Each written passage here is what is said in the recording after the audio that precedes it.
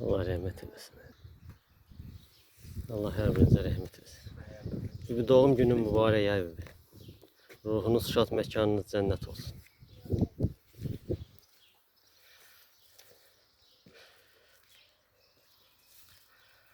Allah rahmet eylesin.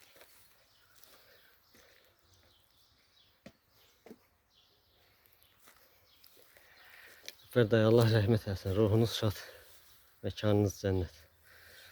Allah size de rahmet eylesin. Mekanın cennet olsun benim güzel Roza xalam. Allah rahmet eylesin. Mekanınız cennet olsun. Ruhunuz şad, mekanınız cennet olsun. Bəli. Allah rahmet eylesin. Allah her birinize mekanınızı cennet eylesin. Ruhunuz şad olsun. Sağ olun.